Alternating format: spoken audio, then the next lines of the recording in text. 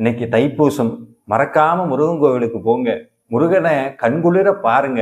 அவன்கிட்ட எதையும் கேட்க வேண்டாம். அவனுக்கு எல்லாமே தெரியும். நம்ம என்ன நினைக்கிறோம், என்ன பேசுறோம், எப்ப முருகான்னு வாய் சொல்லிருச்சோ, எப்ப குமரான்னு மனசு நினைச்சதோ, எப்ப முருகா கந்தான்னு நெத்து நிறைய ஊதி பூசணுமோ அப்போதே அவன் அடியாருக்குள்ள ஒரு அடியாராக நம்மை தேர்ந்தெடுத்துட்டான்னு அர்த்தம். அதனால நம்மளுடைய குறைகளோ நம்மளுடைய கவலைகளோ அவனுக்கு தெரியாம இல்ல, நிச்சயமா தெரியும். இருந்தாலும் ஏன் இதெல்லாம் தீராம இருக்கு, ஏன் என்னை விட்டு இதெல்லாம் அகலாம இருக்குன்னா இது எங்கிருந்தோ வரல, நம்ம தான் ஏதோ ஒரு ஜென்மத்துல பண்ணது நமக்கு திருப்பி வந்திருக்கு. இருந்தாலும் இதை அனுபவிக்கிற விதத்தை நிச்சயமாக முருகப்பெருமான் மாத்துவான். அதற்கு ஒரு வழியை காட்டுறதுக்காகத்தான் இன்னைக்கு நம்மளை கொண்டு வந்து இந்த அற்புதமான தைப்பூசத்தன்னைக்கு அவன் சன்னதியில நிக்க வச்சு அவனை பார்க்கக்கூடிய மிக பெரும் பேற்றை நமக்கு கொடுத்திருக்கிறான். அவனை பார்த்தா போதும், திருப்புகள் பாடினா போதும், எல்லாம் முருகன் பார்த்துக்குவான். கவலைப்பட வேண்டாம், மன சஞ்சலப்பட வேண்டாம். ஒரே ஒரு உண்மையை தெரிஞ்சுக்கங்க, மனசு தடுமாறும் போது திருப்புகள் துணை நிற்கும்.